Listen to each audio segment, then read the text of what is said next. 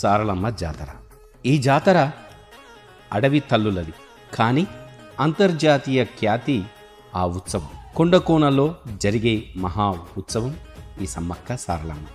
తెలంగాణ కుంభమేళాగా అభివర్ణించే ఈ సమ్మక్క సారలమ్మ జాతర 2 ఏళ్ల కోమారు జరిగే మహా ఉత్సవంలో ఆ తల్లులకు జరిగే పూజల్లో పాల్గొనడానికి భక్తులు పెద్ద సంఖ్యలో ఇక్కడికి తరలి వస్తూ ఉంటారు.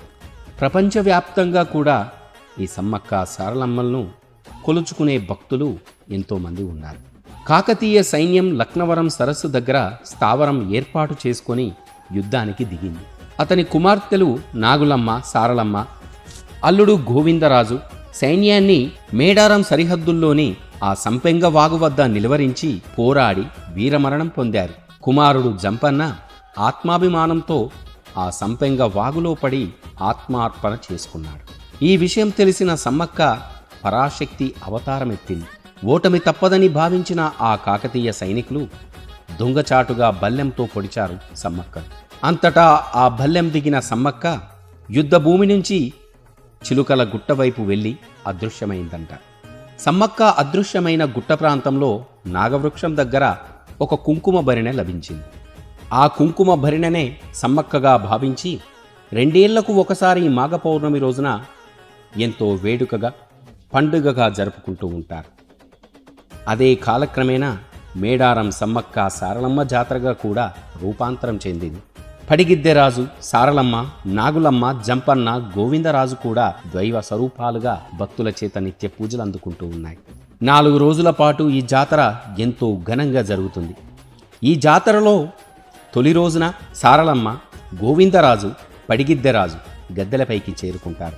గిరిజన సాంప్రదాయంలో విగ్రహారాధన ఎక్కడా కూడా కనిపించదు. వెదురు కర్ర, కుంకుమ భరిణె తదితర ప్రతీకలే ఇక్కడ ఉత్సవమూర్తులుగా. నెమలి నార చెట్టు ఆ ఉన్న ప్రాంతమే ఇప్పుడు సమ్మక్క సారలమ్మ గద్దెలుగా కూడా మనం దర్శించుకుంటూ ఉంటాం. సారలమ్మ రాక. సమ్మక్క కూతురైన సారలమ్మ నివాసం కన్నెపల్లి. మేడారం గద్దెలకు 3 కిలోమీటర్ల దూరంలో ఉన్న ఈ గ్రామంలోని ఒక చిన్న దేవాలయంలో ఆ సారలమ్మ కొలువై ఉంటుంది.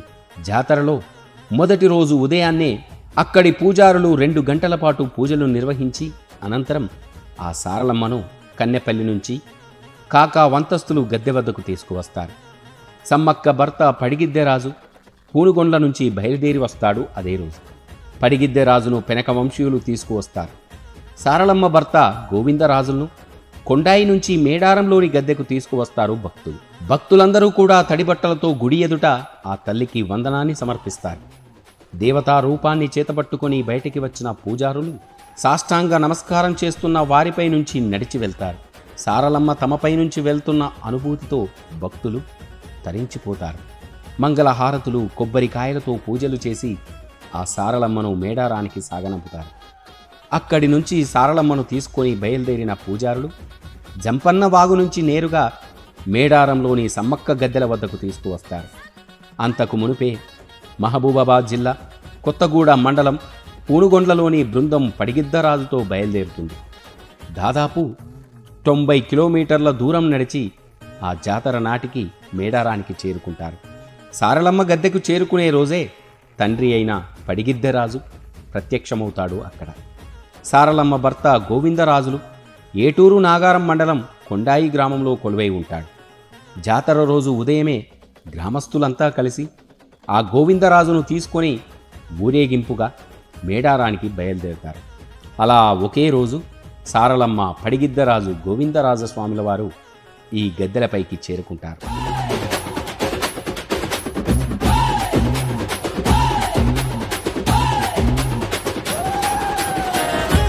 రెండో రోజు అధికార లాంఛనాలతో పోలీసుల తుపాకీ కాల్పుల గౌరవ వందనం ఎదుర్కోళ్ల ఘట్టంతో భక్తులు ఆ సమ్మక్కను ఆహ్వానిస్తారు.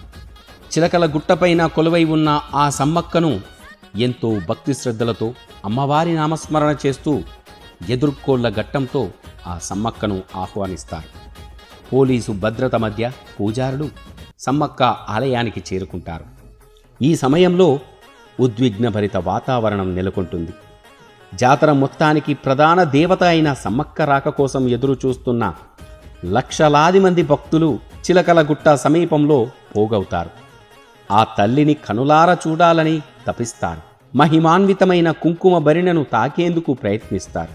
చిటారు కొమ్మలెక్కి ఆ తల్లి రాక కోసం ఎదురు చూస్తారు. చిలకలగుట్టపై రహస్య ప్రదేశంలో నిక్షిప్తమై ఉన్న సమ్మక్క దగ్గర సుమారు 3 గంటల పాటు పూజలు నిర్వహిస్తారు.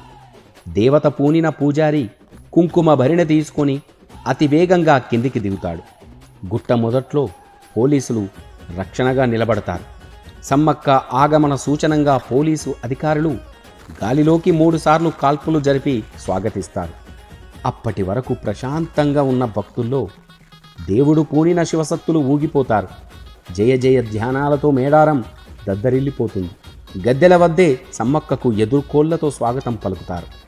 మొదట పాము పుట్ట వద్ద, తర్వాత ఆ సమ్మక్క గుడిలో ప్రత్యేక పూజలు, ఆ తర్వాత దేవతను కట్టుదిట్టమైన భద్రత మధ్య ఆ గద్దెలపైకి చేర్చుతారు. మాఘ పౌర్ణమి ఘడియలు ప్రవేశించిన వెంటనే లాంఛనంగా ఆ జాతర ప్రారంభమవుతుంది. తల్లి బిడ్డలను దర్శించుకునేందుకు దేశం నలుమూలల నుంచి లక్షలాది మంది భక్తులు బారులు తీరుతారు. 4 రోజుల పాటు జరిగే సమ్మక్క సారలమ్మ జాతరలో ప్రధాన ఘట్టం ఆ సమ్మక్క తల్లి గద్దెలపైకి రావడం.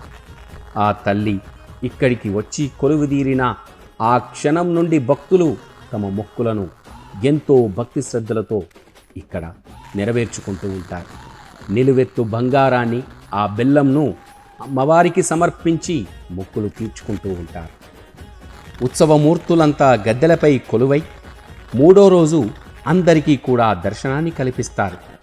మహాజాతరలో ఈ 3వ రోజే అత్యంత కీలకం. ఆ తర్వాతి రోజు అంటే జాతరలో చివరి రోజు వనదేవతలను మళ్ళీ వనంలోకి సాగనంపుతారు. పూజారులందరూ కలిసి దేవతలను వనప్రవేశం చేయించడంతో ఈ మహాజాతర పరిపూర్ణమవుతుంది. గద్దెలపై ఆసీనులైన సమ్మక్క సారలమ్మలు 3వ రోజు అశేష జనావళికి దర్శనమిస్తారు. జంపన్న వాగులో పుణ్యస్నానాల అనంతరం భక్తులు ఆ తల్లులను దర్శించుకుంటారు. కానుకలు, మొక్కులు సమర్పించుకుంటారు. తలనీలాలు, తులాభారాలు జరిపిస్తారు. మహిళలు ఓడిబియ్యం పోసి కొలుచుకుంటారు. చీరసారలు పెట్టి పూజిస్తారు. దర్శనానికి వచ్చిన లక్షలాది మందితో గద్దెల ప్రాంగణాలు జనసముద్రమవుతాయి. ఆస్తి, కుల, మత భేదాలు లేకుండా అన్ని వర్గాల భక్తులు సమ్మక్క సారలమ్మలకు మొక్కులు అప్పగించుకోవాల్సిన సమయం ఇది. వనదేవతలకు అత్యంత ప్రీతిపాత్రమైన వాటినే మొక్కులుగా సమర్పిస్తారు. భక్తులందరూ కూడా తమ ఎత్తు బెల్లాన్ని బంగారంగా అమ్మవార్లకు సమర్పిస్తారు. సారలమ్మ రాకతో ప్రారంభమైన జాతర ఆ అమ్మల వన ప్రవేశంతో జాతర ముగుస్తోంది. ఈ జాతర గిరిజనుల హృదయానికి ఆవిష్కరణ. ప్రతి అడవి బిడ్డలో అమ్మ ఒడిని చేరిన ఆనందం, తిరిగి వెళ్తున్నప్పుడు ఆ కళ్ళ నిండా కూడా వెలుగు. ఆ వెలుగుల్లో సమ్మక్క సారలమ్మలు కూడా ప్రతి ఒక్క భక్తుల కళ్ళల్లో మనకు అగుపిస్తూ ఉంటారు.